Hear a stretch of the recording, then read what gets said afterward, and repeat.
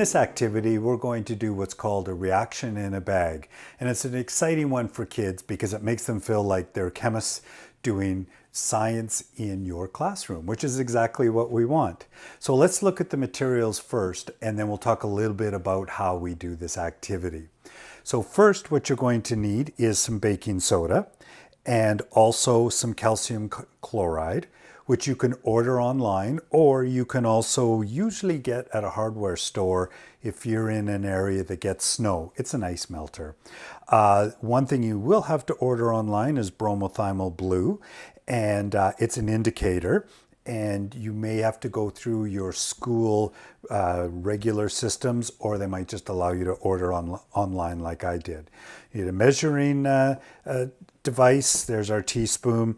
You'll notice in the center we have a pill box, an empty one, just some small container to hold the liquid, a plastic bag because it is a reaction in a bag, a knife, which I'll talk about a little bit later. And also for this one, I think it's important that you wear safety glasses because there is a small, albeit tiny, possibility of the bag breaking, and you would like to have your eyes protected at that point.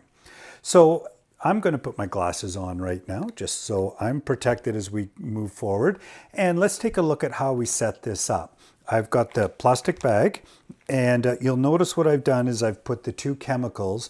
The white one is the baking soda, and the bluish colored one is the calcium chloride. And I've just used a little twist tie there to mark it off.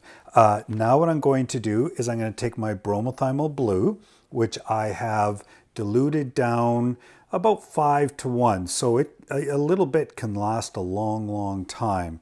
And what I'm going to do is put that into the plastic bag.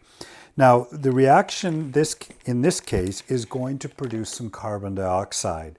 It shouldn't be enough to cause the bag to burst, but if there was a lot of gas being produced, I always like to just have a knife nearby and you just poke the bag. It's carbon dioxide, so it's not going to be harmful in any way for the small amount that we're using here. But a knife is nice to have around just for that. So what I'm going to do here now is I'm going to take off the twist ties and then I'm going to seal up the bag and give it a good shake. Okay, so on the last little bit here of sealing the bag, which I've done, and then I'm just going to mix everything up.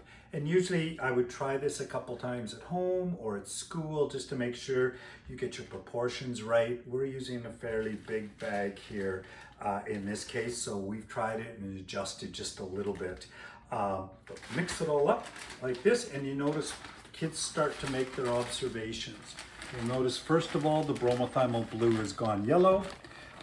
If I put my hands on there, I can feel a temperature change. And now I'm just going to put the bag down, and we can see already that the gas that's being produced ooh, that's nice and warm right there. We can see the bag starting to inflate. So we've got a color change. We've got a temperature change here. If the water and calcium chloride come together, it's a little cool. Otherwise, if it's mixed well, it'll be warm. That's called exothermic. If it's cool, it's called endothermic. And we can see the bag is starting to inflate because the carbon dioxide is being produced. And if we listen really carefully, we can hear it. That fizzing sound is the carbon dioxide being produced.